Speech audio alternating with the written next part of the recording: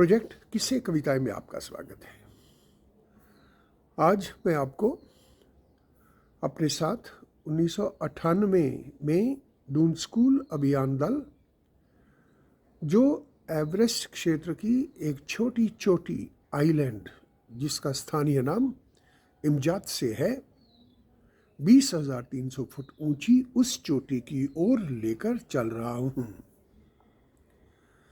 पहले एपिसोड के लगभग अंतिम पलों में हमने जाना था कि एयरक्राफ्ट जो है अति चुनौतीपूर्ण हवाई पट्टी पर उतरा है। तेनजिंग हिलेरी नामक लुकला की ये हवाई पट्टी है। 100-150 घर रहे होंगे उन दिनों। 12 बजे के आसपास हमने एक संक्षिप्त सा लंच किया है। दाल भात ज़्यादा प्रचलित है यहाँ, और चल दिए हैं अपने अगले पड़ाव यानी फागडिंग की ओर।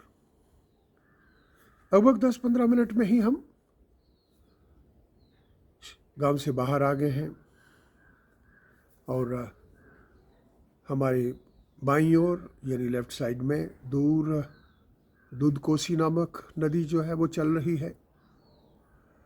बीच में कुछ एक फील्ड्स भी दिखाई दे रहे हैं। उन्हीं के पास एक स्कूल भी है। स्कूल की उस समय घंटी बजी है, शायद छुट्टी हुई होगी।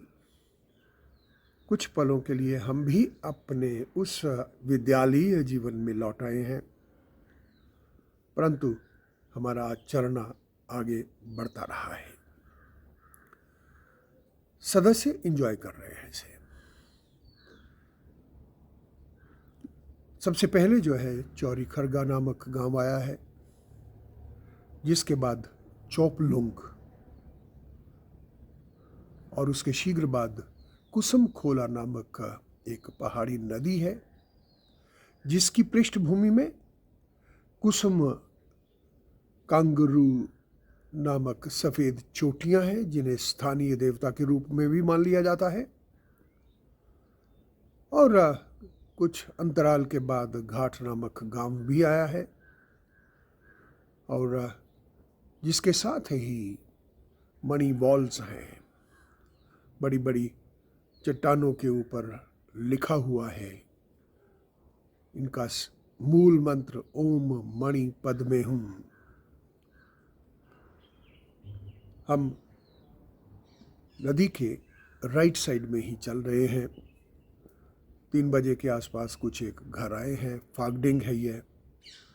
कुछ एक घर भी हैं, 1-2 होटल्स भी बने हुए हैं। एक होटल में रुके हैं। छोटे छोटे कमरे हैं, छोटे छोटे बिस्तर हैं, परंतु सुविधा तो है। खाने में मिर्च बहुत अधिक यहाँ डाली जाती है, और यदि आप उसे स्वीकार नहीं कर पाते हैं तीखी मिर्च को, तो हो सकता है आपके पेट में कुछ खलबली उत्पन्न हो। कल प्रातःकाल के समय शायद इसीलिए हमारा छात्र सदस्य निखिलेंद्र सिंह दवाइयों की अपनी उस पिटारी को खोल के बैठा है। सबसे पहले विक्टिम हमारे डॉक्टर शुक्ला जी हैं।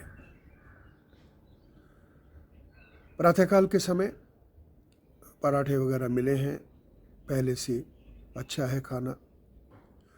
और होटल की जो खिड़कियां हैं उनके बीच में से पश्चिमी ओर झांकते हुए 6,187 मीटर ऊंची कोंगडे नामक शिखर आकर्षित कर रहा है। आज हमें फागडिंग से नामचे बाजार पहुंचना है। लंबी दूरी है। फागडिंग से चलने के बाद गुमला, पेमकर, मोंजो नामक गांव फिसल गए हैं। नेपाल पुलिस के कुछ लोग दिखाई देने लगे हैं, क्योंकि हम लोग प्रवेश करने वाले हैं सागर माथा नेशनल पार्क में। परमिट पहले से ही लिया गया था। अच्छा लगा जो वहाँ पर बोर्ड लिखा है उसे पढ़ करके कि इधर पर्यावरण को लेकर कितने सचेत हैं स्थानीय जो एडमिनिस्ट्रेशन है। उन्होंने स्पष्ट रूप से उसमें मेंशन किया है, किसी प्रकार का कचरा कहीं भी ना छोड़ा जाए, ना फेंका जाए। और यदि पोर्टर साथ चल रहे हैं तो उनके लिए ईंधन की व्यवस्था करना अभियान दलों का कर्तव्य है। ये एक अच्छी पहल है। सागरमाथा राष्ट्रीय पार्क में जैसे ही प्रवेश किया है, कुछ देर के बाद जोरसाले नामक एक गांव आया है। खाने पीने की सुविधा उपलब्ध है यहाँ, थोड़ी अच्छी है खाने की सुविधा। लगभग 40-45 मिनट हम नदी के लेफ्ट साइड को छोड़ करके राइट साइड में आ चुके हैं।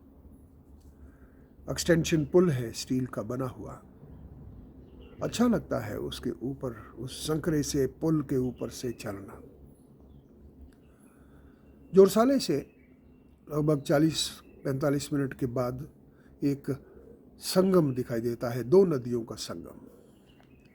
लेफ्ट साइड से भोटकोसी नामक नदी है जो जांगजांगबो जो ग्लेशियर है तिब्बत में, वहाँ से निकल करके आती है।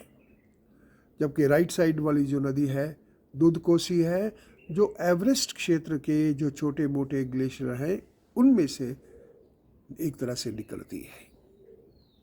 हमें अब दुधकोसी के साथ साथ थोड़ा ऊपर और चलना है।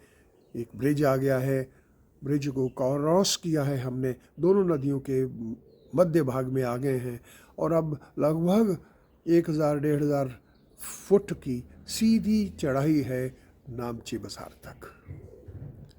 रास्ते में कितने ही पैदल यात्री मिले हैं, देशी विदेशी भी, क्योंकि इस क्षेत्र का सब कुछ निर्भर करता है एवरेस्ट चोटी पर, उसके साथ जुड़े हुए ट्रैक्स पर, और अन्य चोटियां जो है उनके पास भी लोगों की जो है पैदल यात्रा के लिए आते हैं, अच्छा लगता है उन्हें।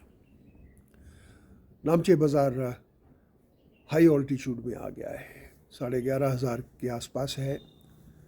यहाँ पुलिस कार्यालय भी है, आर्मी का कार्यालय भी है, म्यूज़ियम भी है, और हॉर्स का जैसे शू होता है उसकी तरह ये पूरे का पूरा गांव है, दूर तक फैला हुआ, जिसकी रंग बिरंगी छतें दूर से आकर्षित करती हैं। और यहीं से आप जो सामान चाहें खरीद सकते हैं। टेक्निकल सामान भी खरीदा जा सकता है, दूसरा सामान भी खरीदा जा सकता है। और सबसे बड़ी पहचान इस क्षेत्र की यह है कि यहाँ शेरपा लोग जो अद्भुत पर्वतारोही हैं वह आपके साथ चलने के लिए तैयार मिलते हैं। और नामचे बाज़ार से ही थोड़ा ऊंचाई पर एक एवरेस्ट को समर्पित लॉज भी है, हेलीपैड है वहाँ पर, और बहुत सारे जो ग्रुप्स हैं, बहुत सारे लोग जो हैं जो एवरेस्ट दर्शन करना चाहते हैं यहाँ आते हैं, दर्शन करके अलग अलग चोटियों के जो एक साथ जुड़ी हुई हैं एवरेस्ट के साथ, नुप से भी है, लोथ से भी है, और उसका थोड़ा और राइट में आ जाए अमा डबलम आदि चोटियाँ अति आकर्षित करती हैं।